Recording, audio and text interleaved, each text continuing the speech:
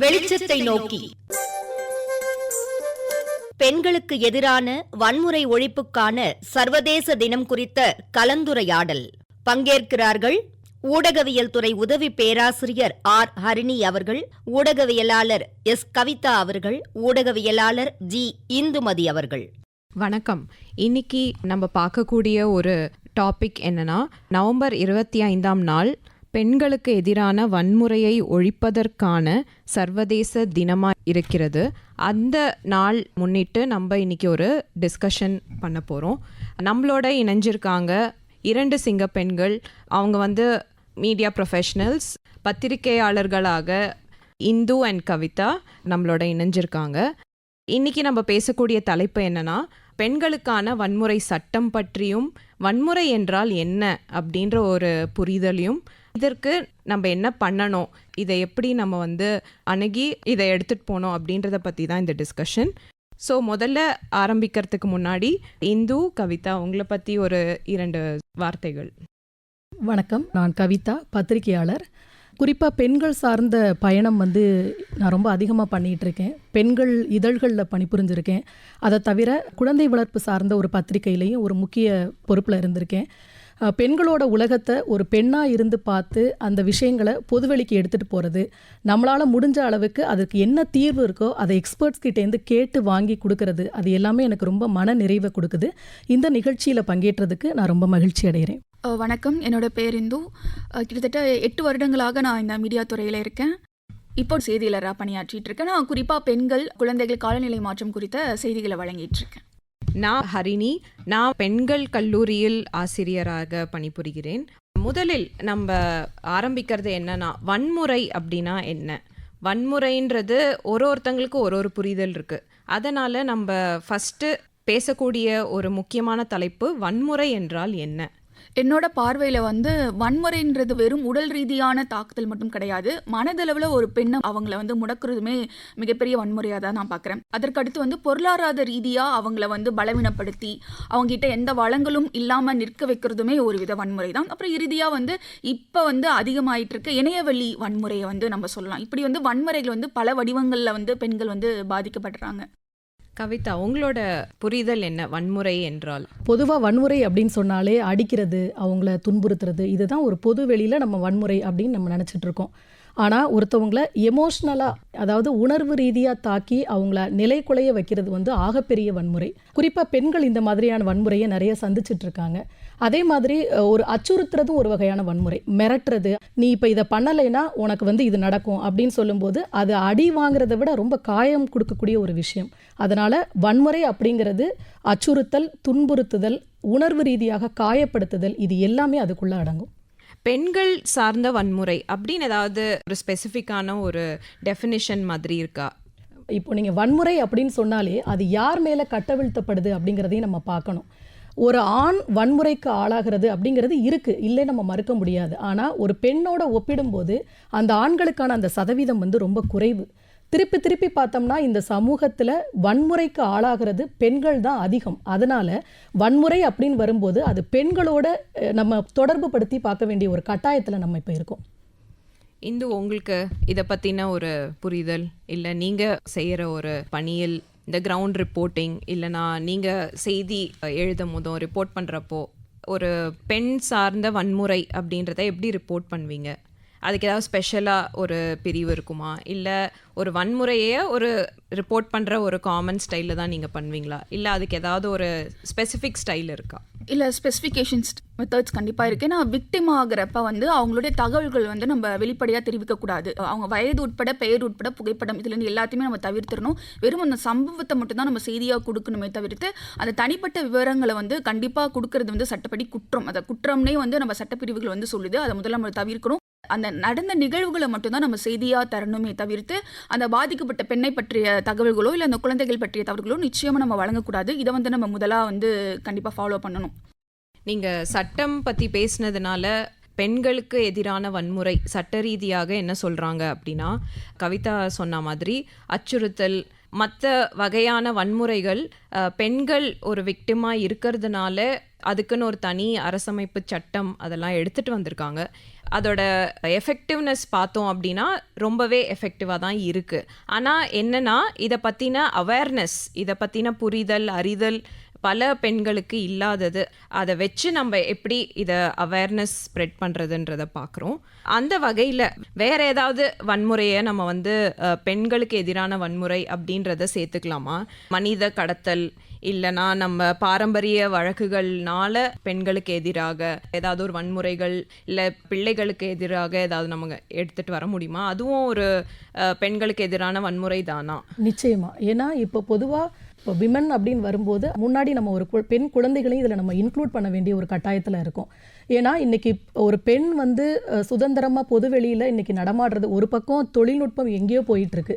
ஆனால் இன்னொரு பக்கம் இன்னும் பெண்கள் வந்து பாதுகாப்பாக ஒரு இடத்துக்கு பயணம் பண்ணுறது அப்படிங்கிறது ஒரு பெரிய சவாலாக இருக்குது. அதுலேயும் குறிப்பாக பெண்கள் இப்போ தான் சமையலறையிலேருந்து கொஞ்சம் கொஞ்சமாக வெளியே வர ஆரம்பிச்சிருக்காங்க. இப்போ நிறைய தனக்கான ஒரு துறையை தேர்ந்தெடுக்கிறாங்க, அந்த துறையில் உழைக்கணும்னு நினைக்கிறாங்க, படிக்கணும்னு நினைக்கிறாங்க. இதையெல்லாம் தாண்டி குடும்பத்தை காப்பாற்றணும் அப்படிங்கிறதுக்காக பெண்கள் நிறைய வந்து வீட்டு வேலைகள் செய்கிறதுக்காக போகிறாங்க. நம்ம இப்போ அந்த பிரிவை வந்து நம்ம தவிர்த்திட முடியாது. ஒரு பக்கம் ஒர்க்கிங் உமனுக்கு எவ்வளோ பிரச்சனைகள் இருக்கோ அதே மாதிரி வீட்டு வேலை செய்யக்கூடிய எளிய பின்னணியை கொண்ட பெண்களுக்கு நிறைய பிரச்சனைகள் இருக்குது. இப்போ நீங்கள் வந்து ஒரு அலுவலகத்தில் உங்களுக்கு ஒரு உதவியாளர் வேலை இருக்குது, நீங்கள் வாங்க அப்படிங்கிறாங்க. அங்கே போனதுக்கப்புறம் பார்த்தா அங்கே வந்து அவங்களுக்கு வந்து பாலியல் ரீதியான சுரண்டல் நடக்குது, உடல் ரீதியான அச்சுறுத்தல், துன்புறுத்தல் நடக்குது. இது வந்து தொடர்ந்து இது கேசஸ் போயிட்டே இருக்குது. இதை தவிர மனித கடத்தல் அப்படின்னு பார்க்கும்போது பெண் குழந்தைகள், டீனேஜ் பெண் பிள்ளைகளுக்கு வந்து இது ரொம்ப பாதிக்கப்படுறாங்க. ஸோ இதில் பெண் வன்முறை அப்படின்னு வரும்போது இந்த மனித கடத்தல்லையும் கட்டாயமாக சேர்த்துக்கணும். நிச்சயமா கவிதா சொன்ன மாதிரியே வந்து பெண்களுக்கு அடுத்து அதிகப்படியாக வன்முறைக்கு உள்ளாக்கப்படுறது குழந்தைகள் தான். குறிப்பாக வந்து பெண் குழந்தைகள் நம்ம எடுத்துக்கிட்டோம்னா தமிழகத்தில் இந்த மலைவாழ் கிராமங்களில் வந்து குழந்தை திருமணங்கள் வந்து அதிகரிச்சிருக்கு. 2025 வரையுமே வந்து சமீபத்தில் வேலூரில் பார்த்தீங்கன்னா அங்கே இருக்கிற பழங்குடி மக்கள் கிட்ட வந்து குழந்தை திருமணம் வந்து ரொம்ப அதிகமாக இருக்குது. ஆஃப்டர் கொரோனாக்கு அப்புறம் வந்து அந்த எண்ணிக்கை வந்து ரொம்ப அதிகமாக இருக்குது. அந்த காரணம் பார்த்தீங்கன்னா பொருளாதார ரீதியாக அவங்க ரொம்ப பின்தாங்கி இருக்காங்க. பிற மாவட்டங்களில் அவங்கள பணிக்கு செஞ்சாலும் குழந்தைகளை வந்து பள்ளிகளுக்கு அனுப்ப முடியாத சூழலில் தான் அந்த பெற்றோர்கள் இருக்கிறாங்க. அப்படி இருக்கிறப்ப அந்த பெண் குழந்தைகளை வந்து இளம் வயதே திருமணம் செய்து கொடுத்துட்றாங்க. அப்போ அந்த அவங்க தாய்மார்கள் ஆகிற அந்த சின்ன குழந்தைங்களை என்ன பண்ணுறாங்கன்னா ஊட்டச்சத்து குறைபாடு உள்ள குழந்தைகளுக்கு தான் அம்மாவாகிறாங்க. சில குழந்தைகள் வந்து இறந்துமே போகிற சம்பவங்களுமே நிகழ்வு. இதுவுமே வந்து ஒரு விதமான வன்முறையாக தான் நான் பார்க்குறேன். இப்போது ஸ்பெசிஃபிக்காக குறிப்பிட்ட ஒரு வன்முறையை பற்றி நம்ம பேச ஆரம்பிக்கலாம், ஒரு 2-3 வன்முறைகள் பற்றி. ஏன்னா இப்போ பரவலாக இருக்கிற ரொம்ப வருஷமாக நம்ம பேசிகிட்டு இருக்கிற ஒரு வன்முறை டொமஸ்டிக் வைலன்ஸ் அப்படின்னு சொல்கிற வன்முறையை நீங்கள் எப்படி அணுகிறீங்க? ஒரு 4 செவத்துக்குள்ளே வீட்டில் எந்த வன்முறை நடந்தாலுமே அது பெண்களுக்கு உண்டானது தானா, இல்லை அதை எப்படி நம்ம அணுகணும்? ஒரு டொமஸ்டிக் வைலன்ஸ் அப்படின்னா என்ன, அதில் இருக்கிற நம்மளோட புரிதல், இது மூலமாக நம்ம என்ன நம்ம நேயர்களுக்கு சொல்ல விரும்புகிறோம்? டொமஸ்டிக் வைலன்ஸ் அப்படின்னு வரும்போது குடும்ப வன்முறை. இந்த குடும்ப வன்முறையில் முக்கியமான டார்கெட் பெண்கள் தான்.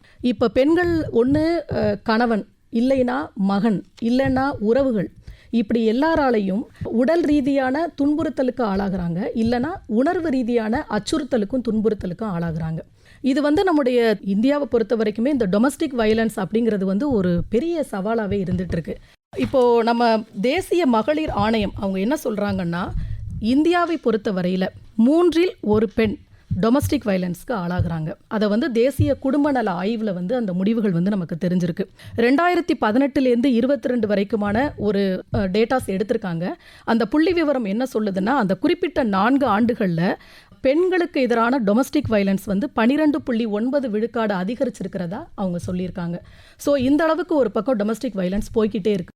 இதுக்கு மெயின் ரீசன் அப்படின்னு பார்த்தோம்னா, இந்த டொமஸ்டிக் வைலன்ஸை வந்து நம்ம ஒரு பொது புத்தியில் அணுகிறோம். ஒரு வீட்டில் ஒரு ஆண் ஒரு பெண்ணை அடிக்கிறதுங்கிறது ரொம்ப இயல்பான ஒரு விஷயம் அப்படிங்கிற ஒரு பொது புத்தியை தலைமுறையாக நம்ம கடத்திக்கிட்டு இருக்கோம். இது வந்து ரொம்ப சாதாரணமாக தெரியலாம். ஒரு பக்கம் மனித கடத்தல் இருக்குது, ஒரு பக்கம் பெண்களுக்கு எதிரான பாலியல் கொடுமைகள் இருக்குது, இதெல்லாம் ஒரு பக்கம் இருக்குது. ஆனால் இந்த குடும்ப வன்முறைக்கு எதிராக நம்ம கொடுக்க வேண்டிய முக்கியத்துவத்தை நம்ம கொடுக்கறதில்ல.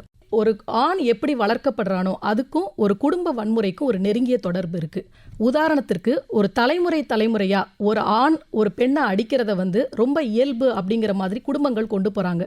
ஒரு ஆண் குழந்தை வளர்றான், ஒரு அம்மாவோ அப்பா வந்து அடிக்கிறார். அம்மா கொஞ்ச நேரம் அழறாங்க, அதுக்கப்புறம் என்ன பண்ணுறாங்கன்னா ரொம்ப இயல்பாக அடுத்த வேலைகளை பார்க்க போயிடுறாங்க.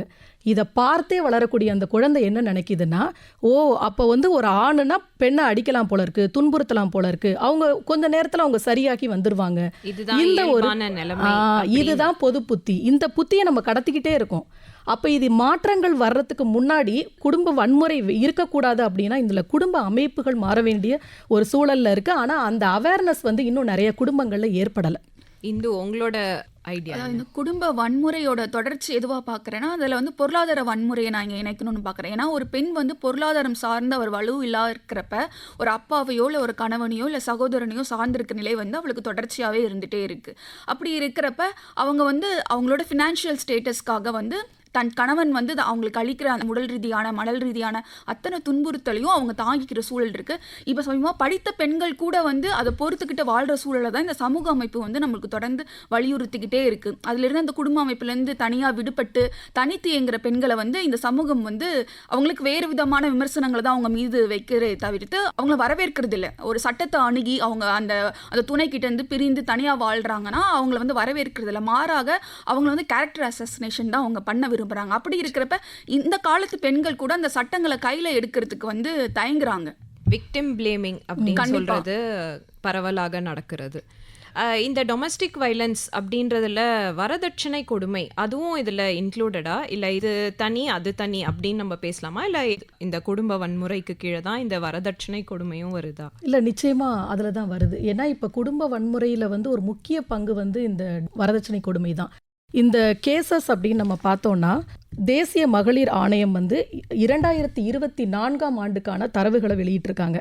அதில் 25,743 கேசஸ் ஃபைல் ஆகிருக்கு. பெண்கள் வந்து புகார் கொடுத்துருக்காங்க. அதில் குடும்ப வன்முறைக்காக புகார் கொடுத்தவங்க வந்து 6,237 பேர்.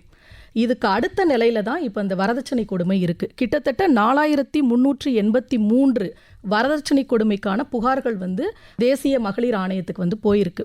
ஸோ இது வந்து வெளியில் சொன்னவங்க இவ்வளோ பேர், இது தவிர சொல்லாமல் எத்தனை பேர் வந்து இருக்காங்க அப்படிங்கிறதும் தெரியல. இந்த வரதட்சணை கொடுமை அப்படின்னு வரும்போது இதுக்கான மெயின் முக்கியமான அக்யூஸ்டாக நம்ம பார்க்கணுமோன்னு தோன்றது என்னன்னா, ஒரு பெண்ணை வந்து திருமணம் செய்து கொடுக்கும்போது கேட்குறதெல்லாம் கொடுத்து அப்படிப்பட்ட ஒரு பையனை நம்ம தேர்ந்தெடுத்து திருமணம் செய்து கொடுக்கணும் அப்படின்னு நினைக்கக்கூடிய பெற்றோரோட மனப்பாங்கும் இதில் ஒரு முக்கிய பங்காற்றுது. ஏன்னா நம்ம அதுக்கு ரெடியாக இருக்கும்போது அந்த தவறுகள் இன்னும் அடுத்தடுத்து நடக்கிறதுக்கான ஒரு வாய்ப்புகளாக இருக்குது. என் பிள்ளைக்கு நான் வரதட்சணை கொடுக்க மாட்டேன் அப்படின்னு ஒரு பெற்றோர் முடிவு எடுக்காத வரைக்கும் இது தொடரும். இந்த வரதட்சணை கொடுமை அப்படிங்கிறதுமே ஒரு டொமஸ்டிக் வைலன்ஸ் கீழே தான் வருது. ஆனால் இது வந்து சம்பந்தப்பட்ட ஆணை விட இது பெற்றோர், சூழல், இது எல்லாமே முக்கிய பங்காற்றுது. சூழல் கொடுக்குற அழுத்தம் தான் வந்து ஒரு பெண்ணை அந்த முடிவுக்கு தள்ளுது.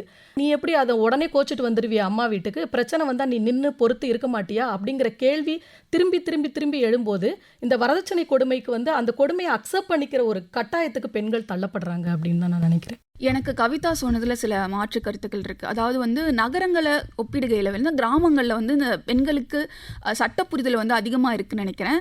நான் சில செய்தி அறிக்கைக்காக ராமநாதபுரம் அப்படின்ற கடலோர மாவட்டங்களுக்கெலாம் நான் பயணப்பட்டிருக்கிறப்ப அங்கே இருக்கிற பெண்களுக்கு வந்து அங்கே இருக்க உள்ளூர் மகளிர் குழுக்கள் மூலமாக வந்து சட்ட ஆலோசனைகள் வந்து வழங்குறாங்க. அதனால் வந்து இப்போ ஒரு வரதட்சணை பிரச்சனை ஏற்படுறப்ப அதை வந்து எப்படி அணுகணும் அப்படின்ற புரிதல் அந்த அம்மாவுக்கும் அந்த பொண்ணுக்குமே வழங்கப்படுது. ஆனால் நகரங்களில் வந்து பெண்கள் ஒரு கௌரவமாக கொண்டு போகிறதுனால அவங்க வந்து சட்டங்களை வந்து கையில் எடுக்க மாட்டேங்கிறாங்க. இப்போ பார்த்தீங்கன்னா குடும்ப பிரச்சனை தொடர்பான சட்டங்கள் வந்து கிட்டத்தட்ட 40 நாடுகளில் இல்லை, நம்ம நாட்டில் வந்து அது வலுவாகவே நம்மளுக்கு கொடுக்கப்பட்டிருக்கு.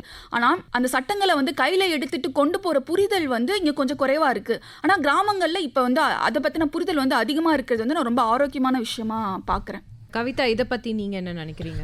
அவங்க சொன்ன இந்த கருத்தை நான் ஏற்றுக்கிறேன். என்னென்னா இப்போ ஒரு பெண் அப்படின்னு நம்ம பொதுவாக சொல்ல முடியாது. நகரங்களில் இருக்கக்கூடியவங்க, கிராமங்களில் இருக்கக்கூடியவங்கன்னு பார்க்கணும். ஏன்னா கிராம பகுதியில் இருக்கக்கூடிய பெண்களுக்கு இயற்கையாகவே வந்து அந்த ஒரு அச்சம் இல்லாமல் அணுகக்கூடிய எதையுமே ஒரு கை பார்த்துடலாம் அப்படிங்கிற ஒரு உணர்வோடு இருப்பாங்க. நகர்ப்புறத்தில் வந்து ஒரு பக்கம் கல்வி வந்து ஒரு தன்னம்பிக்கையை கொடுத்துருந்தா கூட அதுவே வந்து சில சமயத்தில் ஒரு தயக்கத்தை கொடுக்குதோ அப்படின்னு கூட எனக்கு தோணும். இப்போ ஒரு வங்கியில் போய் ஒரு பெண் பேசும்போது கூட நமக்கு ஏதாவது தெரியலைன்னா ஒரு படித்தவங்க பெண்கள் வந்து அப்படி ஒரு மாதிரி தயங்கி நிற்பாங்க. இருப்பாங்க. இதுவே எளிய பின்னணியிலேருந்து இல்லை கிராம பகுதிகள்லேருந்து வரக்கூடிய பெண்கள் வந்து எனக்கு இது தெரியல, இதை எப்படி எனக்கு ஃபில் பண்ணணும், இதை எப்படி நிரப்பி கொடுங்கன்னு கேட்குறாங்க. ஸோ எதையுமே அணுகிறதுல வந்து ஒப்பிடும்போது நகர்ப்பகுதியில் இருக்கிறவங்கள விட கிராம பகுதியில் இருக்கக்கூடிய பெண்கள் வந்து இன்னும் கொஞ்சம் அச்ச உணர்வு இல்லாமல் இருக்காங்க. நான் ஒரு ஜேர்னலிசம் ப்ரொஃபஸர்ன்றதுனால சொல்கிறேன். கிளாஸ் ரூமில் பசங்களுக்கு சொல்லித்தரோம் டொமஸ்டிக் வயலன்ஸ் அப்படின்னா இதெல்லாம் டொமஸ்டிக் வயலன்ஸ், ஆனால் இதை எப்படி ரிப்போர்ட் பண்ணணும் அப்படின்றத அதுவும் ஒரு புக் நாலேஜில் ஓரளவு சொல்லித்தரோம். ஆனால் அவங்க களத்தில் போகும்போதும் அதை எப்படி ரிப்போர்ட் பண்ணுறாங்க, ஏன்னா சில பேர் ரொம்ப அச்சப்பட்டு அங்கே போவே மாட்டாங்க. பெண்கள் அச்சப்பட்டு அதை ரிப்போர்ட் பண்ணாமல் இருந்தால் அது எவ்வளோ பெரிய ஒரு பயம் நம்ம கொடுத்துருக்கோம் அப்படின்றத ஒரு ஆசிரியராக என்னால் உணர முடியுது. ஆனால் கிரவுண்டில் எப்படி இதை பற்றி ரிப்போர்ட் பண்ணலாம், ஒரு டொமஸ்டிக் வயலன்ஸ் கேஸ் நம்ம தெரிய வருது, ஒரு ஜேர்னலிஸ்டாக எப்படி நம்ம அணுகணும், முதல்ல என்ன பண்ணணும்? இப்போ எல்லாம் இந்த பிரேக்கிங் நியூஸ் அப்படின்ற ஸ்டைலில் இருக்கிறதுனால ஃபஸ்ட்டு நம்ம எதை ரிப்போர்ட் பண்ணணும்? இந்து, உங்களால் இதை பற்றி கொஞ்சம் சொல்ல முடியுமா? பொதுவாக டொமஸ்டிக் வயலன்ஸ் அப்படின்னு வரும்போது நம்ம வந்து நேர்மையான ஒரு செய்தியாளராக என்ன பண்ணணும்னா செய்தியுடைய உண்மைத்தன்மையை குலைக்காம சிதைக்காம அதை அப்படியே என்ன நடந்திருக்கோ அதை கன்வே பண்ணணும். அதை சொல்லும்போது வெறும் செய்தியாக மட்டும் சொல்லாமல் அது வந்து ரெப்ரசன்ட் ஆர்டிக்கலாக இருக்கணும். நிறைய பெண்களுக்கு இது நடந்திருக்கும், அதுக்கான எல்லார் சார்பாகவும் அவங்க வந்து அந்த இடத்துல பேசுகிறாங்க. ஸோ அது அதிக பொறுப்புணர்வோட உண்மைத்தன்மையோட சரியான தகவல்களை அவங்க கொடுக்கணும். குறிப்பிட்ட அந்த செய்தித்தாள்லையோ இல்லை இதழ்லையோ வரும்போது அதுக்கான கவனம் பெறும். அதிலேருந்து அது என்ன முடிவு கிடைக்குமோ அது கிடைச்சிடும். குறிப்பாக வந்து யூகங்கள் அடிப்படையில் நம்ம செய்திகள் வந்து வெளியிடவே கூடாது. அதற்கான காவல் அதிகாரியோ இல்லை மாவட்ட ஆட்சியரோ இப்போ அந்த வழக்கு வந்து ரொம்ப பரபரப்பாக பேசப்பட்டிருக்குன்னா அந்த பரபரப்போடையே நம்மளும் அணுகக்கூடாது. நிதானமாக அந்த அலுவலர்களை சந்தித்து அந்த இவங்க சொன்ன மாதிரி அந்த உண்மைத்தன்மையை கண்டறிஞ்சு தான் நம்ம செய்தியை வழங்கணும். ஏன்னா வந்து ஊடகங்கள் வந்து நம்ம பரபரப்புக்காக அவங்க சில தகவல்கள் வந்து சேர்ப்பாங்க. அந்த நேரத்தில் நம்ம நிதானமா அந்த செய்தியை கையாண்டு பாதிக்கப்பட்ட மக்கள் பக்கம் நின்று அந்த செய்தியை வந்து நம்ம வழங்குறது தான் இந்த மாதிரியான வரதட்சணை சார்ந்த வழக்குகள்ல வந்து முக்கியமா இருக்கும் நான் நம்புறேன். இப்போ சினிமா அப்படின்றது ஒரு ரொம்ப முக்கியமான ஒரு பொருளாக இருக்குது. நம்ம பெண்களுக்கு எதிரான வன்முறை பற்றி பேசுகிறப்போ சினிமாவில் எப்படி இதை வந்து காமிக்கிறாங்க, எல்லா மொழி சினிமாலையும் அது எப்படி இருக்குது அப்படின்றத பற்றி உங்களோட பொது கருத்து? இல்லை, இன்னமும் பெண்கள் மீதான அந்த வன்முறை வந்து சினிமாவில் எப்படி காட்சிப்படுத்தப்படுதுன்னா அது அன்பின் வெளிப்பாடாக தான் பயன்படுத்துகிறாங்க. அது காதலனாக இருந்தாலும் சரி, கணவனாக இருந்தாலும் சரி, ஒருத்தவங்க வந்து அவங்கள வந்து அடிக்கிறாங்களோ இல்லை உடல் ரீதியாக வன்முறை பண்ணுறாங்களோ இது எல்லாமே வந்து அன்பின் வெளிப்பாடாக தான் ஒரு ஆயுதமாக பயன்படுத்திக்கிறாங்க. பெண்கள் வந்து தங்களுக்கு மறுப்பை தெரிவிக்காதபடி அந்த அன்பை வந்து அவங்க ஆயுதமாக பயன்படுத்துறதுனால திரையிலும் இது வந்து பிரதிபலிக்குது. அதுவே சமூகத்திலையும் உள்வாங்கி பெண்கள் வந்து சகித்து போகிற நிலைமை தான் இன்னைக்கு வரை தொடர்ந்துட்டு இருக்கு. அவங்க சொல்ற மாதிரி நிஜ வாழ்க்கையில நடக்கிறதா சினிமாவில் காட்டப்படுது அப்படின்னு சொன்னா கூட சில சமயங்கள்ல சினிமாவில் காட்டப்படுறத கூட உண்மையான அன்பு காதல்னா இதுதான் போல இருக்கு அப்படின்னு நினைக்கிறதுக்கான ஒரு சாத்தியக்கூறுகள் இருக்கு. பொதுவாக இந்திய சினிமாவை பொறுத்த வரைக்கும் ஒரு பக்கம் பெண்கள் சார்ந்து பெண் என்பவள் எவ்வளவு முக்கியமானவள் அப்படிங்கிறத காட்டக்கூடிய திரைப்படங்கள் நிறைய வந்திருக்கு, அதில் எந்த மாற்று கருத்தும் கிடையாது. அதே சமயத்தில் ஒரு பெண் அப்படின்னு வரும்போது நம்ம வன்முறையை கட்டவிழ்த்து விட்டா அந்த பெண் வந்து அடங்கி போயிடுவா, இல்லை காதலை சொல்கிற வழி வந்து இந்த மாதிரி அடிக்கிறது அதெல்லாம் சொல்லும்போது உன்கிட்ட காதல் இருக்குது அதனால தானே நீ என்னை அடிச்ச அப்படிங்கிற மாதிரியான ஒரு பழமையான கருத்துக்கள் வந்து தொடர்ந்து இப்போ சமீபத்தில் அது கொஞ்சம் மாறி இருக்குது. ஆனால் கொஞ்ச நாள் முன்னாடி வரைக்கும் அது இருந்தது. ஒரு பெண்ணை அடிக்கிறது தப்பில்லை அப்படிங்கிறத வீட்டில் இருக்கிறது போய் இப்போ திரைப்படங்களில் நம்ம என்ன காட்டுறோமோ அது அப்படியே மனசில் பதிஞ்சு பிரம்மாண்டம் கட்டாயமா. அப்போது நீங்கள் வழியாக நீங்கள் சொல்லி கொடுத்துட்டே வந்துட்டு இருக்கீங்க ஒரு பெண்ணை அடிக்கிறது தப்பில்லைன்னு. இப்போ இவங்க கொஞ்ச நேரத்துக்கு முன்னாடி சொல்லியிருந்தாங்க இல்லையா, இப்போ ஒரு பெண் வந்து கிராமப்புறங்களில் வன்முறைக்கு ஆளானா குறைந்தபட்சம் தன்னுடைய எதிர்ப்பை பதிவு செய்வா. நீங்க அதை உடன்படுறீங்களான்னு எனக்கு தெரியல. நான் வந்து கிராம பகுதிகளில் சிறு வயதுலேருந்து வசிச்ச அனுபவம் இருக்கு, அதனால சொல்றேன். ஆனா நகர்ப்புறங்களில் வந்து அப்படிப்பட்ட ஒரு சூழலை பார்க்க முடியாது. இது வந்து இந்த திரைப்படங்களோட ஒரு தாக்கம் வந்து தொடர்ந்து இருந்துகிட்டே இருக்கு. ஒரு ஆண் வந்து இப்போ டக்குன்னு ஒரு அறை வாங்கினோன்னா அந்த இடத்துல ஒரு காதல் மலர்ந்துடும். அப்போ அந்த இடத்துல அறை வாங்கின ஒரு பெண் அப்படிங்கிறவளுக்கு சுயமரியாதை இருக்குது, அதை பற்றி யாருமே பேசுறது கிடையாது. ஸோ இந்த இடத்துல வந்து பெண்ணினுடைய செல்ஃப் எஸ்டீமை பற்றி பேசாமல் காதல் அப்படிங்கிற ஒரு போர்வைக்குள்ள ஒரு வன்முறையை கொண்டு போனதில் வந்து திரைப்படங்களுக்கு ஒரு முக்கிய பங்கு இருக்குது அப்படின்னு தான் நான் நினைக்கிறேன். இப்போ வர தமிழ் திரைப்படங்கள் நம்ம பார்த்தோன்னா கொஞ்சம் வருஷம் முன்னாடி ஹீரோ அப்படின்னாலே நம்ம மனசுக்கு தோன்றது ஒரு மேல் லீட் தான். ஸோ இப்போது அந்த டேர்ம்ஸே மாறிட்டுருக்கு. இப்போ ஹீரோ ஹீரோயின் இல்லாமல் லீட் கேரக்டர் இல்லை மற்ற அலைட் கேரக்டர்ஸ் இல்லை சப்போர்ட்டிங் கேரக்டர்ஸ் அப்படின்னு தான் பேசுகிறோம். ஸோ இப்போ லீட் கேரக்டர் யார் எடுக்கிறா அப்படின்றது தான் அதில் பெண்கள் இப்போ அதிகமாக வெளியில் வந்து ஒரு சேஞ்சை க்ரியேட் பண்ணிட்டு இருக்காங்க. அந்த மாதிரி திரைப்படங்கள் நிறைய பேர் வெல்கம் பண்ணுறாங்க. ஒரு ஆண் தான் அந்த மாதிரி திரைப்படமும் எடுக்கிறாங்க, பெண்களும் இப்போ திரைப்படங்கள் இயக்குறாங்க. ஆனால் இது ஒரு ஒரு பெரிய ஒரு பாசிட்டிவ் சேஞ்சாக வருது. ஆனால் இந்த மாதிரி நிறைய வந்து நம்ம ஒரு பெண் மட்டுமே லீட் ரோலில் இருந்து நடித்தா இன்னுமே ஒரு வெல்கமிங் நோட்டாக இருக்கும். ஐநா சபை இப்போது 2025 இந்த ஆண்டு ஒரு முக்கியத்துவம் கொடுத்தது வந்து டிஜிட்டல் வைலன்ஸ், அப்படின்னா இணையதளத்தில் நடக்கும் வன்முறைகளை பற்றி ஒரு அவேர்னஸ் ஸ்ப்ரெட்டிங்கான ஒரு வருடமாக கருதுறாங்க. இப்போ இந்த இணையதளத்தில் நடக்கிற வன்முறைகள், அதை பற்றி உங்களோட கருத்து, இல்லை அதில் நடக்கிற வன்முறைகள் என்னென்ன? இதெல்லாம் வன்முறை அப்படின்றதே சில பேருக்கு தெரியாமல் இருக்கலாம். முதல்ல நம்ம அதில் நடக்கிற வன்முறைகள் என்னென்ன அப்படின்றத பார்த்துடலாம். இந்து, உங்களோட ஐடியா இது. அது கரோனா காலகட்டத்துக்கு பிறகு நம்ம எல்லாருக்கிட்டுமே வந்து ஃபோனை வந்து அதிகமாக பயன்படுத்துகிற பழக்கம் வந்து அதிகமாகிடுச்சு. ஏன்னா ஒர்க் ஃப்ரம் ஹோம்ன்ற ஆப்ஷன் கொடுக்க ஆரம்பித்தாங்க. குழந்தைங்களும் சொல்லி வீட்டில் இருந்து படிக்கிற நிலைமை இருக்கிறப்ப இணையத்தை வந்து அதிகமாக பயன்படுத்துகிற சூழல் வந்து அதிகமாக இருந்தது. இந்த காலகட்டத்தில் பார்த்தீங்கன்னா ஒவ்வொரு வருடமே 80% இளம் பெண்கள் வந்து இணையம் சார்ந்த சைபர் கிரைமுக்கு வந்து உள்ளாக்கப்படுறாங்க அப்படின்னு சொல்கிறாங்க. என்ன மாதிரியான குற்றங்கள்னா, அவங்களோட புகைப்படங்களை வந்து எடுத்து அதை பொதுவெளியில் வந்து அவங்களுக்கே தெரியாமல் பதிவிடுவது, அவங்களோட பேரை வந்து மிஸ்யூஸ் பண்ணி இணையதளத்தில் பயன்படுத்துறது, அப்புறம் பிளாக்மெயில் செய்யறது, அவங்களுக்கு தொடர்ந்து குறுஞ்செய்திகள் அனுப்புறது, இது கூட வந்து வயலேஷன் தான். அதாவது அவங்களுக்கு விருப்பம் இல்லாம இணையத்தில் நீங்க அனுப்புற ஒவ்வொரு விஷயமே இங்க வந்து வயலன்ஸா தான் பார்க்கப்படும். பிளாக்மெயில் பண்றது, அவங்க புகைப்படங்களை பயன்படுத்துறது, தொடர்ந்து அவங்களுக்கு வந்து பாலியல் ரீதியா குறுஞ்செய்திகள் அனுப்புறது, இது எல்லாமே வந்து வயலன்ஸ்ல தான் கொண்டு வரப்படும். கவிதா, உங்களோட புரிதல் இந்த இணையதளத்தில் நடக்கிற வன்முறை பற்றி? இந்த டிஜிட்டல் வயலன்ஸ் அப்படிங்கிறத பார்த்தீங்கன்னா இதுக்கு முக்கியமான ஒரு மையப்புள்ளியாக இருக்கிறது சமூக ஊடகங்கள் தான். ஏன்னா சமூக ஊடகங்களை வந்து பெண்கள் வந்து இப்போ நிறைய பயன்படுத்த ஆரம்பிச்சிருக்கோம். இப்போ அதன் வழியாக ஒரு வன்முறையை கட்டவிழ்த்து விடுறது வந்து தொடர்ந்து நடந்துட்டுருக்கு. அதே மாதிரி இந்த சைபர் ஸ்டாக்கிங் சொல்லுவாங்க இல்லையா, அதுக்கப்புறம் ட்ராலிங், அவங்க பின்தொடர்தல், அதாவது சமூக ஊடகங்கள் வழியாக ஒருத்தவங்களுடைய அனுமதி இல்லாமல், அவங்கள விருப்பம் இல்லாமல் அவங்கள பின்தொடர்றது, அதுக்கப்புறம் அவங்களுக்கு வந்து அச்சுறுத்தல் விடுறது, இல்லை ஒரு அருவருக்கத்தக்க ஒரு சொற்களை இல்லை செய்திகளை அனுப்புறது, இது எல்லாமே இதுக்குள்ளே அடங்கும். அதை தவிர பார்த்தீங்கன்னா பொதுவாக ஆன்லைன் அப்படிங்கிறது இப்போ பெண்களுக்கு வந்து ஒரு பெரிய வரப்பிரசாதமாக இருக்குது. நேர அலுவலகத்துக்கு போக முடியாதவங்களுக்கு ஒர்க் ஃப்ரம் ஹோம் ஆப்ஷன், வீட்டிலிருந்து பணிபுரிகிறது அப்படிங்கிறது ஒரு நல்ல ஆப்ஷனாக இருக்குது. ஆனால் இதுலேயுமே சில சிக்கல்கள் இருக்குது. ஏன்னா இப்போ ஒரு ஆன்லைன் மீட்டிங்கை பெண்கள் அட்டன் பண்ணுறாங்க அப்படின்னா அவங்களுக்கு அதன் வழியாகவும் மிரட்டல் விடப்படுது. என்னென்னா அவங்கள நிலைக்குலைய வைக்கிறது, இதெல்லாம் பண்ணிகிட்டு இருக்காங்க. இது என்ன ஆகும்னா, இந்த மாதிரியான டிஜிட்டல் வயலன்ஸ்னால ஒரு பெண்ணுக்கு என்ன பிரச்சனை பெருசாக வந்துடும் அப்படின்னு நினைக்கிறாங்க. ஆனால் இது கொடுக்கக்கூடிய பிரச்சனைகள் நிறையா. முதல் விஷயம் என்னென்னா ஆன்சைட்டி.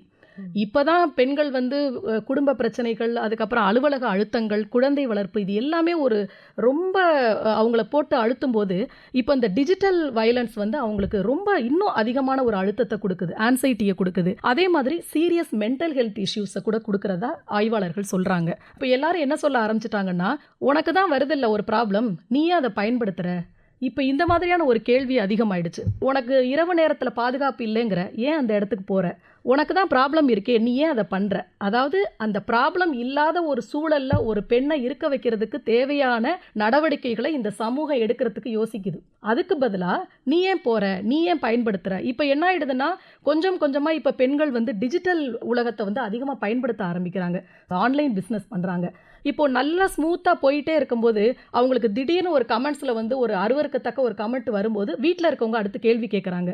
ஆமாம், இதுதான் நல்லபடியாக போயிட்டுருக்குன்னா இதெல்லாம் வருது, இந்த பிரச்சனைலாம் வரும்போது நீ ஏன் யூஸ் பண்ணுற, சோஷியல் மீடியாலேருந்து வெளியில் வான்னு சொல்லிடுறாங்க. அவங்க அதுதான் தனக்கான அடையாளமாக வச்சு பெண்கள் கொஞ்சம் கொஞ்சமாக முன்னேறணும்னு நினைக்கிறப்ப இந்த மாதிரியான சிக்கல்கள் வந்து அவங்கள ரொம்ப முடக்கி போட்டுருது. இந்த சிக்கல்னால அவங்க என்ன பண்ணிடுறாங்கன்னா, பொது உலகத்துக்கு தங்களை காட்டிக்க பயப்படுறாங்க. இப்போ ஒரு வாட்டி எனக்கு சோஷியல் மீடியாவில் ஒரு ப்ராப்ளம் வந்துருச்சுன்னா என்னால் என்னுடைய புகைப்படத்தை, என் முகநூலில் என்னுடைய சுயவிவர புகைப்படத்தை என்னால் வைக்க முடியல. ஏன்னா எனக்கு ஒரு பயம் வருது, ஐயோ அடுத்து மறுபடியும் பிரச்சனை வந்தால் என்ன பண்ணுறதுன்னு. அதே மாதிரி ஒரு சமூகம் சார்ந்த இயக்கங்கள்லையோ சமூகம் சார்ந்த செயல்பாடுகள்லையோ தங்களை காமிச்சுக்கணும் அப்படிங்கிறதுல வந்து அவங்க பயந்துடுறாங்க, பின்வாங்கிடுறாங்க. அப்போ என்ன நம்ம பண்ணிக்கிட்டு இருக்கோம்னா, மறைமுகமாக இந்த டிஜிட்டல் வயலன்ஸ் மூலமாக பொதுவெளியில் பெண்கள் தங்களுடைய இருப்பை காட்டுறதுக்கோ இல்லை தன்னுடைய செயல்பாடுகளை பொதுவெளியில் கொண்டு போய் ரெப்ரசன்ட் பண்ணுறதுக்கோ நம்ம வந்து தடை விதிச்சிடுறோம். அவங்கள திருப்பி திருப்பி நீ வா, வீட்டுக்குள்ளே வா, நீ வீட்டுக்குள்ளே வா, வந்து உட்காருங்கிற ஒரு டிஜிட்டல் வயலன்ஸை வந்து நம்ம ஒரு பூதம் மாதிரி தான் பார்க்கணும். ஏன்னா இது ஒரு பக்கம் பெண்களுடைய வாழ்க்கையை ரொம்ப மாற்றிக்கிட்டு இருக்கு. பெண் தொழில் முனைவோர்கள் வந்து அதிக அளவில் வராங்க. ஒரு பக்கம் டிஜிட்டலால் நிறைய பெண்கள் தன்னுடைய அடையாளத்தை பதிவு பண்ணுறாங்க.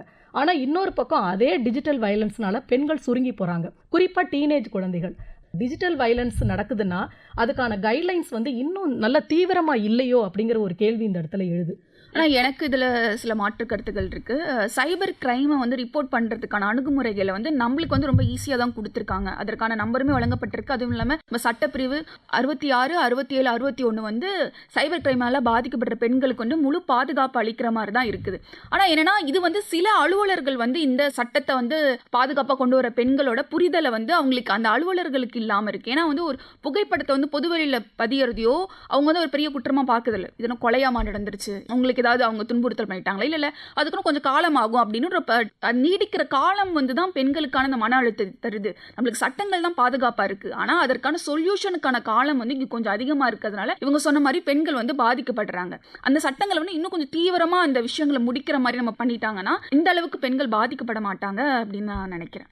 சமூகம் கொடுக்குற அழுத்தம்னால நிறைய இணையதளத்தில் ஒரு மாதிரி கூனி குறுகி போயிடுறாங்க பெண்கள். ஆனால் அரசும் அதோட வேலைகளை செஞ்சுட்டு தான் இருக்காங்க. ஆல்ரெடி சைபர் லாஸ் ரொம்ப ஸ்ட்ரிக்டாக எடுத்துகிட்டு தான் வரும். ஒரு புது புது பிரச்சனைக்கு புது லா வரதான் செய்யுது. அதுவும் ரொம்ப தாமதம் இருந்தெல்லாம் வரதில்லை. உடனே இப்போ புதுசாக மேம் சொன்ன மாதிரி இப்போ ஒரு ஹேட் ஸ்பீச் இருக்குது, இல்லை இப்போது தவறான செய்தியை பரப்புதல், இந்த ஃபேக் நியூஸ், டீப் ஃபேக் அதெல்லாம் சொல்கிறாங்க. அதுக்கு எதிரான சட்டம் நிறைய வந்திருக்கு. ஆனால் அதுக்கு உண்டான புரிதல், இந்து சொன்ன மாதிரி அந்த புரிதல்ன்றது ரொம்ப முக்கியம். ஏன்னா இந்த ஒப்பீனியன் லீடர்ஸ்ன்னு சொல்கிறோம், நமக்கு புரிஞ்சாதான் நம்ம ஒரு 4-5 பேர்கிட்ட அந்த அவேர்னஸை ஸ்ப்ரெட் பண்ணுறோம். ஆனால் அரசு அவங்களோட வேலைகளை எல்லாமே செஞ்சுட்டு தான் இருக்காங்க. ஏன்னா இந்த ஒரு சைபர் கிரைம் இல்லை இணையதளத்தில் வர வன்முறை ஏதாவது நம்ம பார்க்குறோம், அதை ரிப்போர்ட் பண்ணுறதுக்கு ஒரு ஈஸியான ஒரு மெக்கானிசமை அரசு கொடுத்துருக்கு. நேஷ்னல் சைபர் கிரைம் ரிப்போர்ட்டிங் போர்ட்டல்னு அது ஒரு வெப்சைட். அதில் நம்ம லாகின் பண்ணி நம்மளோட வன்முறை என்ன, அதுலேயே நிறைய கேட்டகரிஸ் கொடுத்துருக்காங்க. அதில் நம்ம எந்த கேட்டகரி வன்முறையை சந்தித்தோம் அப்படின்றத நம்ம செலக்ட் பண்ணி ரிப்போர்ட் பண்ணலாம். எவிடன்ஸோடையே போடலாம். ஸ்க்ரீன்ஷாட் வச்சு எவிடன்ஸ் அப்லோட் பண்ணுறோம் அப்படின்னா உடனே நமக்கு அதுக்கு உண்டான ட்ராக்கிங் நடக்குது. அந்தந்த அலுவலகத்துலேருந்து நம்மளை உடனே அணுகி அதுக்கு என்ன சொல்யூஷன் கண்டுபிடிக்க முடியுமோ அதெல்லாம் பண்ணிட்டு தான் இருக்காங்க. இது வந்து ஓரளவு இணையதளம் எப்படி உபயோகப்படுத்த முடியுன்றவங்களுக்கு இது கொஞ்சம் ஈஸியாக இருக்கும். ஆனால் இது உபயோகமே படுத்த தெரியாதவங்களுக்கு ஒரு ஒன் ஸ்டாப் சொல்யூஷன் ஈஸியாக பண்ணுறது வந்து பக்கத்தில் இருக்கிற போலீஸ் ஸ்டேஷனுக்கு போய் அதே எவிடன்ஸை காட்டி அங்கே நம்ம ஒரு கம்ப்ளைண்ட் ரைஸ் பண்ணலாம். இல்லை சைபர் செல்க்கு நம்ம அப்ரோச் பண்ணி நம்ம அப்ளிகேஷன் வாங்கி சப்மிட் பண்ணலாம். உடனே தீர்வு காண்றதுக்கு மத்திய அரசும் மாநில அரசும் பண்ணிட்டு தான் இருக்காங்க. அப்புறம் இந்த ஹெல்ப்லைன் நம்பர் 1930ன்றது தான் டிஜிட்டல் வயலன்ஸ், இணையதளத்தில் நடக்கும் வன்முறையை ரிப்போர்ட் பண்ணுறதுக்கான நம்பர். இந்த இணையதளத்தில் எந்த வன்முறை நம்ம ரிப்போர்ட் பண்ணோனாலும் இந்த 1930க்கு நம்ம டயல் பண்ணால் இன்னுமே ஈஸியாக தான் இருக்கும். அந்த அடிப்படையில் இந்த சோஷியல் மீடியா ரெகுலேஷன்ஸ் பல ஆண்டுகளுக்கு முன்னாடி இருந்ததும் இப்போ இருக்கிறதுக்கும் நிறைய டிஃப்ரென்ஸ் இருக்குது. நிறைய ரெகுலேஷன்ஸ் எடுத்துகிட்டு வந்திருக்கோம். நம்ம இந்திய அரசு நம்ம இந்தியர்களுக்காக சில ஸ்பெசிஃபிக்கான ரெகுலேஷன்ஸும் எடுத்துகிட்டு வந்திருக்கோம். எப்படி ஒரு தவறான செய்தியை பார்த்தா அதை எப்படி ரிப்போர்ட் பண்ணோம், இது தவறு, உண்மையான செய்தியை நான் உங்களுக்கு சொல்கிறேன் அப்படின்ற ஒரு பாசிபிலிட்டியும் இருக்குது. இல்லை இந்த ட்ரிகர் வார்னிங் அப்படின்னு சொல்கிறாங்க. ஒரு ரேப் இல்லை ஒரு ஸ்பெசிஃபிக்கான ஒரு வன்முறையை ஏதாவது ஒரு ஊடகம் ரிப்போர்ட் பண்ணி போடுறாங்க அப்படின்னா ஒரு ட்ரிகர் வார்னிங்ன்றது கொடுத்துட்றாங்க.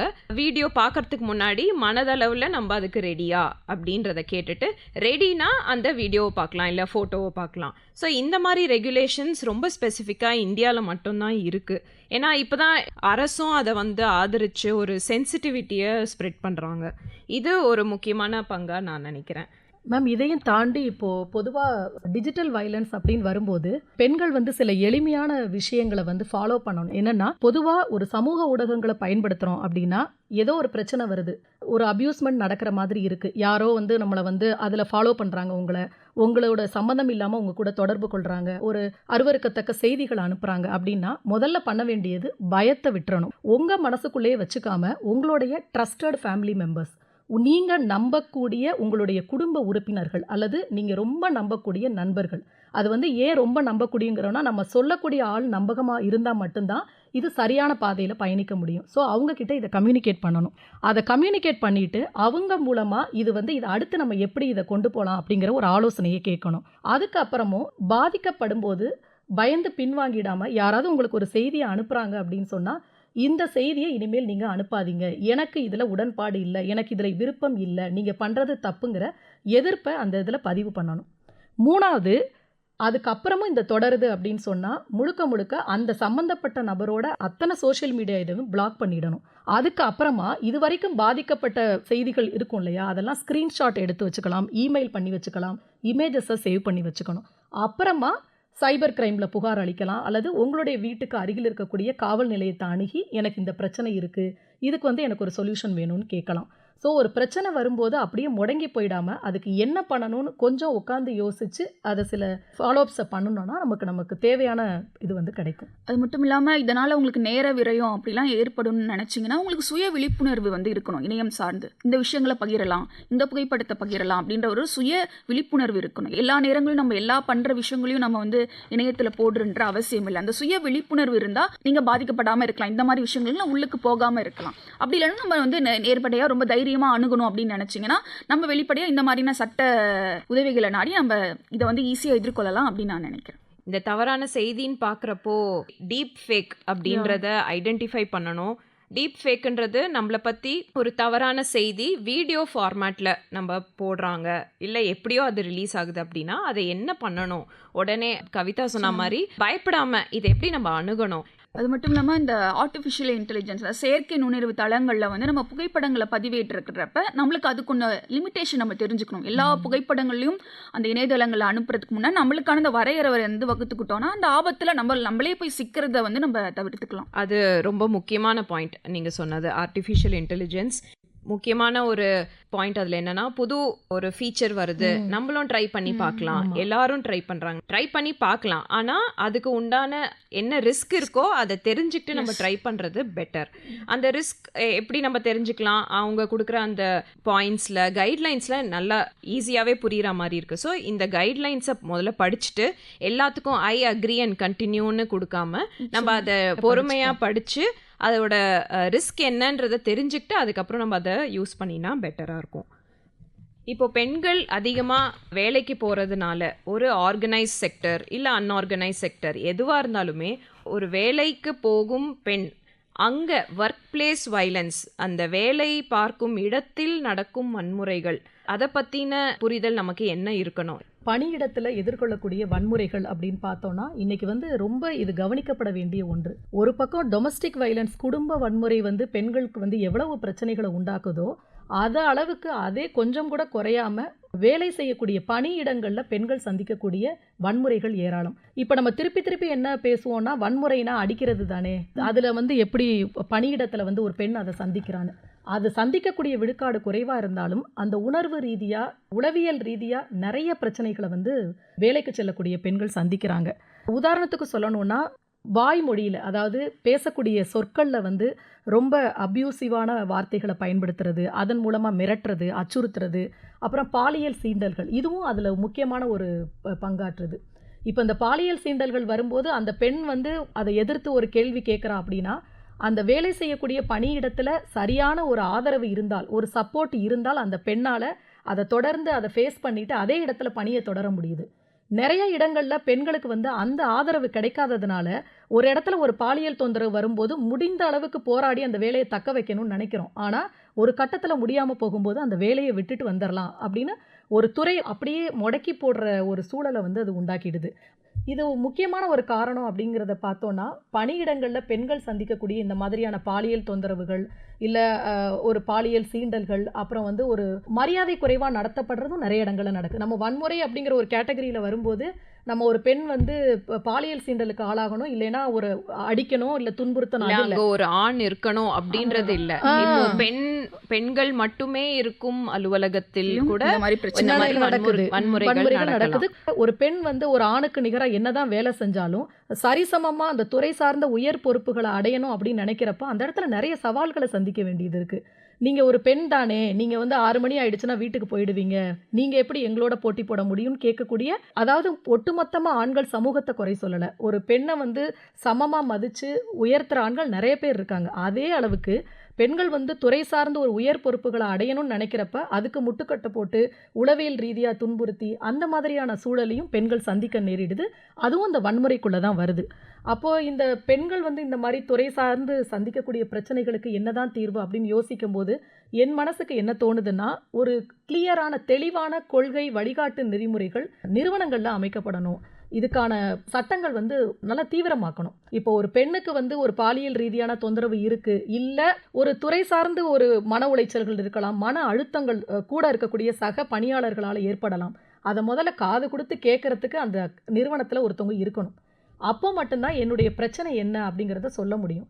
சரியான ஆதாரங்களோடு அது நிரூபிக்கப்படும் போது அந்த பெண்ணுக்கு உரிய நியாயம் வழங்கப்படணும், சம்பந்தப்பட்ட நபர் தண்டிக்கப்படணும். இது 3மே கட்டாயம் நடக்கணும். அதே மாதிரி பெண்களுக்கான பணிச்சூழல், இப்போ பெண்களுக்கான பணின்னு வரும்போது நீ ஆணுக்கு சமமாக நீ வேலை செய்ய அப்படின்னு சொல்ல எல்லாரும் தயாராக இருக்கும். ஆனால் ஒரு ஆணை விட ஒரு சில இடங்களில் பெண்களுக்கு கூடுதலாக, உதாரணத்திற்கு அவங்களுடைய மாதவிலக்கு நாட்களில், இல்லை இப்போ வந்து அவங்க மகப்பேறு விடுமுறை முடிந்து அவங்க திருப்பி பணிக்கு திரும்பும்போது அவங்களுக்கு பாலூட்டும் தாய்மாராக இருந்தால் இவங்களுக்கு எல்லாமே வந்து அவங்களுடைய ஒரு பாதுகாப்பான பணிச்சூழல் தேவைப்படுது. அந்த பணிச்சூழலை நிறுவனங்கள் கொடுக்கும்போது தான் அவங்க ஒரு பாதுகாப்பான ஒரு இடத்துல பணியாற்ற முடியும். அதே மாதிரி இது எல்லாத்தையும் தாண்டி பணிக்கு செல்லக்கூடிய பெண்கள் ஏதேனும் பிரச்சனைகளை சந்திக்க நேர்ந்தால் அவங்க வந்து குறிப்பாக மனசுக்குள்ளே வச்சுக்காம ஒரு நம்பிக்கைக்குரிய நபரோ இல்லை மேலதிகாரியோ நம்ம வந்து ரிப்போர்ட் பண்ணணும். என்ன சம்பவம் நடக்குதோ அதை ரிப்போர்ட் பண்ணணும். இதை கொஞ்ச நாள் பொறுத்து போவோம், நம்ம அதுவே சரியாயிடும் அப்படின்னு நினச்சா எதுவுமே அதுவே சரியாகாது. இது எல்லாவற்றுக்கும் மேலாக சீக்கிங் ஹெல்ப். உங்களுக்கு ஒரு ஆபத்து நடக்குது அப்படின்னா அதை வந்து தாங்கிக்கிட்டு இருக்கணுங்கிற அவசியம் இல்லை. பணிச்சூழலில் உறுதியாக நீங்கள் ஹெல்ப்பை கேட்கணும். அப்படி கேட்கும்போது தான் இதுக்கான தீர்வு கிடைக்கும் அப்படின்னு நான் நினைக்கிறேன். அடுத்த தலைப்பு நம்ம என்ன டச் பண்ணணும் அப்படின்றத நம்ம பார்க்க வேண்டியது, எல்லாரும் பேசக்கூடிய இந்த climate சேஞ்ச் அப்படின்ற ஒரு தலைப்பு. climate சேஞ்ச்னால எல்லாருக்கும் தான் பாதிப்பு. குழந்தைகள், ஆண்கள், பெண்கள், முதியோர்கள் எல்லாருக்குமே தான் இந்த ஒரு பிரச்சனை இருக்குது. அவங்களுக்கு டைரக்ட் எஃபெக்ட், இன்டைரக்ட் எஃபெக்ட் இந்த மாதிரிலாம் நிறைய இருக்குது. ஆனால் இந்த climate சேஞ்சுக்கும் பெண்களுக்கும் என்ன ஒரு கனெக்ஷன்?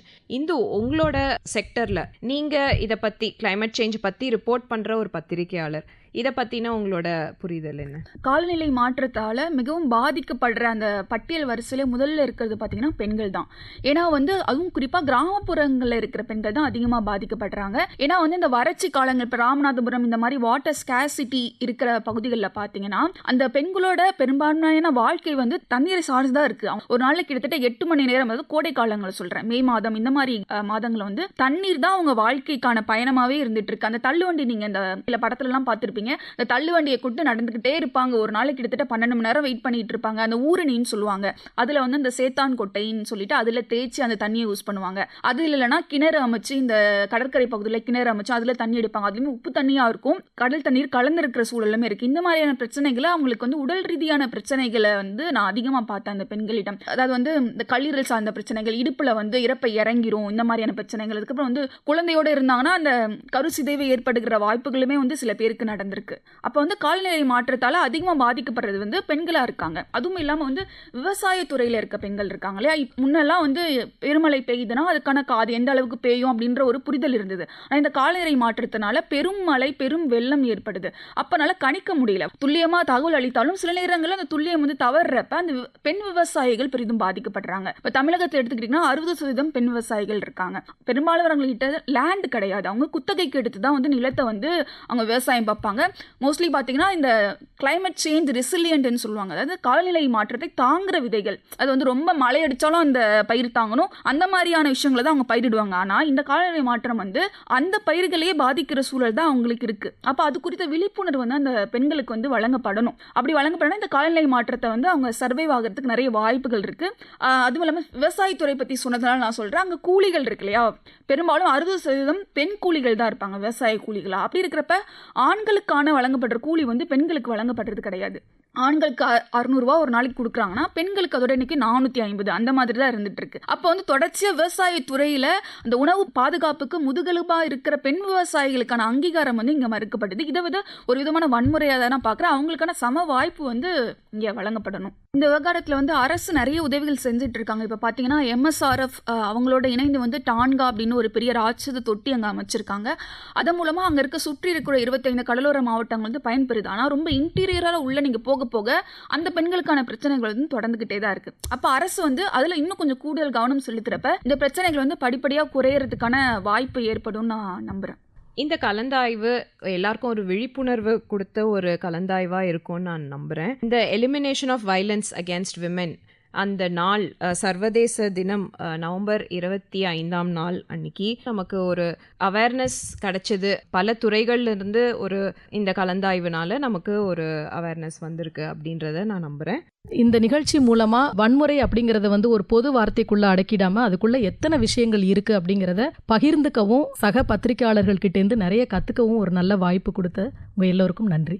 ஒரு பத்திரிகையாளராக இந்த கலந்துரையாடல் வந்து எனக்கு புதிய பரிமாணத்தை கொடுத்துருக்கு. நிச்சயமா பல தலைப்புகள் நம்ம விவாதிச்சோம்னு நினைக்கிறேன். நிச்சயம் பயனுள்ளதாக இருந்தது. நன்றி. இந்த கலந்துரையாடல்ல இருந்து நான் கற்றுக்கிட்டது என்னன்னா, நான் ஆசிரியராக இருக்கிறதுனால கிளாஸ் ரூம்ஸ்க்கு இந்த லெசன்ஸ்லாம் எடுத்துகிட்டு போகலாம். எந்த புக்லேயும் கிடைக்காத ஒரு லெசன்ஸ் இன்னைக்கு இந்த கலந்துரையாடலில் எனக்கு கிடச்சிது. இது என் மாணவிகளுக்கு ரொம்பவே யூஸ்ஃபுல்லாக இருக்கும்னு நான் நினைக்கிறேன். இந்த வாய்ப்புக்கு ரொம்ப நன்றி. இதுவரை பெண்களுக்கு எதிரான வன்முறை ஒழிப்புக்கான சர்வதேச தினம் குறித்த கலந்துரையாடல் கேட்டீர்கள். பங்கேற்று சிறப்பித்தவர்கள் ஊடகவியல் துறை உதவி பேராசிரியர் ஆர் ஹரிணி அவர்கள், ஊடகவியலாளர் எஸ் கவிதா அவர்கள், ஊடகவியலாளர் ஜி இந்துமதி அவர்கள்.